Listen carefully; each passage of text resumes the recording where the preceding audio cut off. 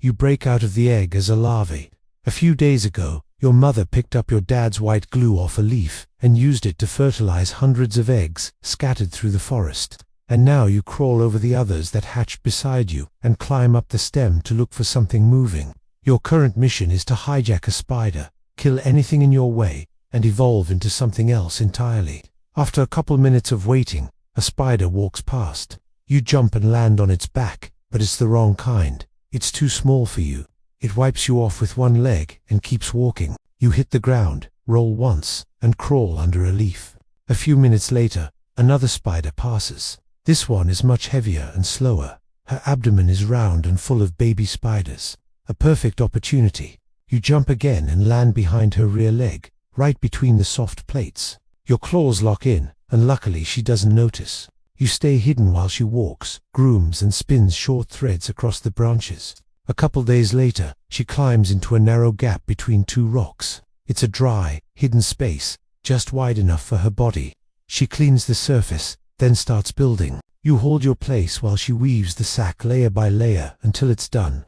Once she leaves, you crawl down her body and slip through the edge of the silk. Inside, the eggs are packed tight. You bite one and thick fluid spills into your jaws. So, you bite another and keep feeding until your gut starts to swell. But then, something hits your side. One of your larvae siblings followed you inside. It slams into you again with its jaws open. You grab it with your front claws and twist, trying to throw it off, but it doesn't let go. You drag it across the silk and hook one leg under its body. Then you pull and rip its side open, making it die in an instant. You turn back to the eggs and feed until there's nothing left. Because in a few days, something important will happen to your body. Skip forward a bit, and you're 5 weeks old now.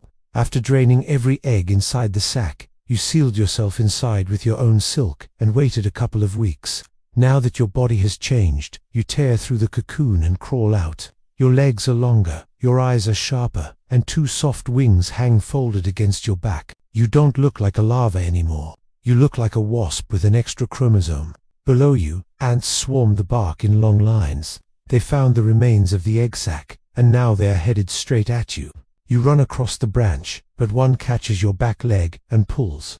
You slam sideways, scraping your body on the bark. You twist and swing your front legs forward. You have never used them before, but the curved spines lock into place and crush the ant's head. You rip it loose and throw the pieces aside. The others hesitate, so you use that moment and jump.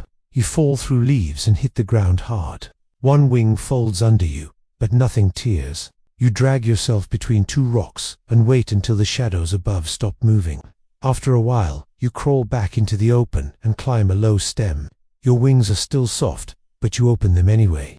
You spread your wings and push once, lifting just above the ground. You land, reset, and push harder. This time, you clear the stems and glide past the moss, landing clean on a flat rock. You will feed on nectar for a while, but that will not be enough for long. Something in your body still wants more. You are 2 months old now.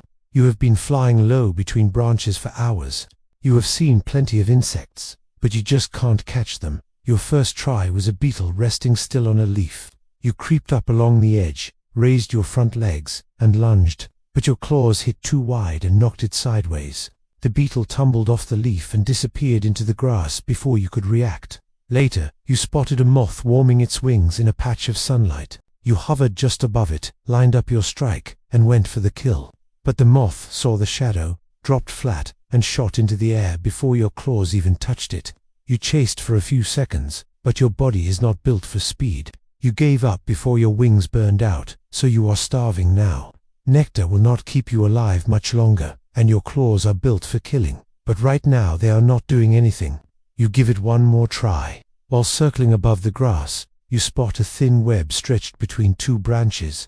There is a fly caught inside, and no spider around it. You slow your wings, drop lower, and come up with something new. Instead of chasing, you land just beneath the web and freeze. Then you raise your claws and pull the fly out in one clean motion. The strands stretch, but they do not snap. You turn to leave and stop, because the spider is already climbing back. She must have felt it. You twist between leaves and drop low into the grass until you are sure she is not following. When you land, your whole body shakes, but the fly is still in your mouth. You bite off the wings and drink everything inside until there is nothing left. It's the first real food you have had in days, and it did not come from chasing. It came from stealing. You are not the only maned fly out here either. Others are hunting the same ground, and some are bigger than you. You will need to get smarter, or you will not survive the next week. You are 2.5 months old now.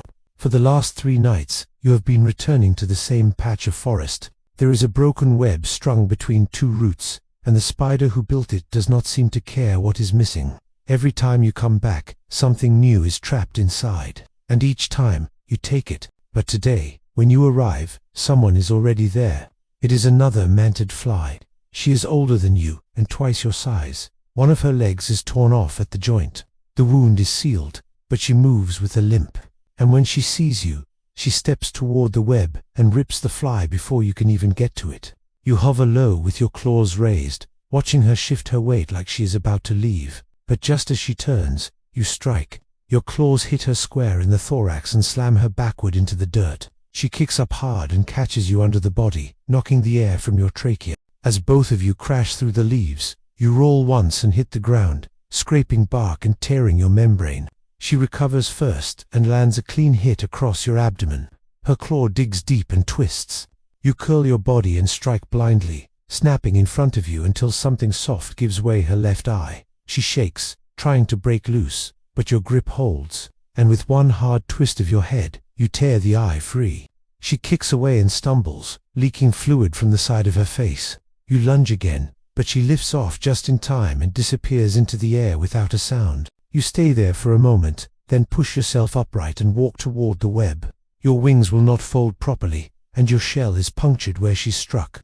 The wound will not kill you, but it will not heal fast either. Out here, no one guards you. If you want to keep something, you fight for it. Skip forward again, and you are 3 months old now. The cuts on your side have scabbed over, and your wings work again. You have stopped returning to the same webs, and now you drift between clearings alone. One afternoon, you spot movement near the edge of the grass. It is another manted fly, a male. He lands a few branches away, but you stay still. He steps forward slowly. You can tell that something in his body language feels different. He is not here to kill. You turn toward him with your legs raised halfway, but he does not come closer. He stays still, lowers his abdomen, and drops something white onto the leaf. This is how your kind mates. You do not fully understand it, but your body does. As you are about to lower yourself over the spermatophore, the wind shifts. A shadow flashes overhead, and something slams into the branch beside you. It is a bird that missed you just by inches, and cracked the branch from the impact. You throw yourself off just as claws rake the air behind you. The male lifts off too late. One of his wings folds wrong, and he spirals into the grass. You do not wait to see what happens next. You dive into the bush and wait there until the sound stops. The bird is gone, and so is the male. You are still shaking, and your legs will not stop twitching. But you are alive. And even though it lasted only seconds, something about that moment clicked. It was not just instinct. It was something you want again. And next time you will be ready. You are 3.5 months old now. You have been patrolling the same stretch of forest for days, circling back between leaves and watching for movement. On a random day, you land on a wide flat leaf near the edge of the water. That is when you see it. A soft white packet stuck gently to the surface. It is a spermatophore that was recently dropped, but with no male in sight.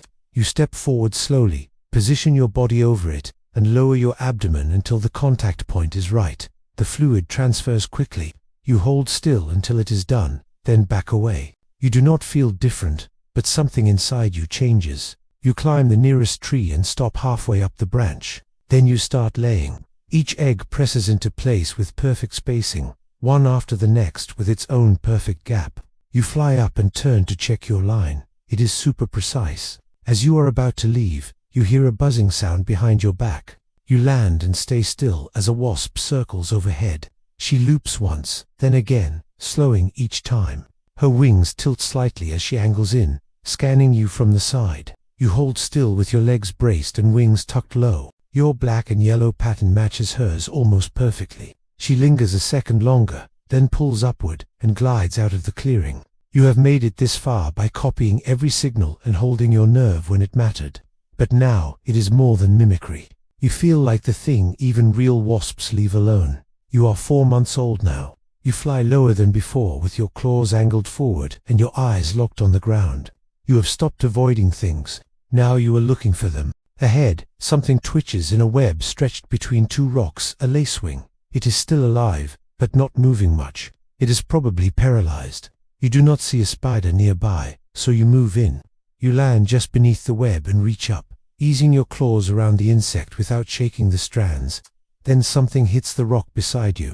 A spider jumps from the far edge and lands straight in your path. It spreads its legs, then lunges. You catch its face before it makes contact. Your claws wrap tight around the front of its body, and one slips in under the eye. It jerks backward and flings you across the stone.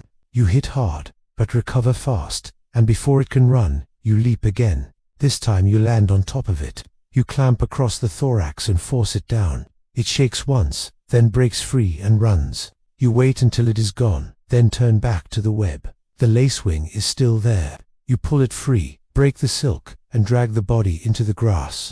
You bite off the wings and drink everything inside until it is gone. This is your second real kill, but it is the first one you took by force. You did not hide. You fought and won.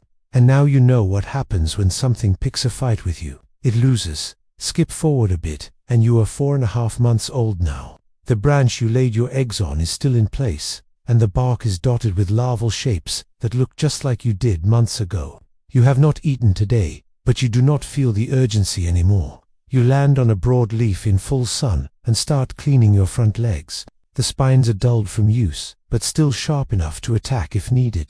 You fought spiders, killed your own kind, fed on real kills, and defended yourself from something much stronger than you.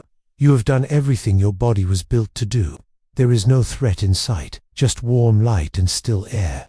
Then, out of the corner of your vision, something rises through the grass. It is orange and much bigger than you. It is a hornet. You get into position. You have done this before. You have locked your wings in place and mimicked every angle just right. It worked on wasps and even spiders, but this time, the attacker does not slow down. The shape slams into your chest before you can react. A stinger slips between your plates and drives deep, then pulls away just as fast. Your muscles do not respond. Your wings stay folded, and you remain completely still as the venom moves through your body. There is nothing you can do anymore. You die in the exact pose that once kept you alive. Above you on the branch you used to guard, one of your eggs splits open and something begins to crawl out. Life as a wasp mantidfly might be rough, but there is another animal out there that has it way worse. Trust me, it is wild. Check out the video and see for yourself.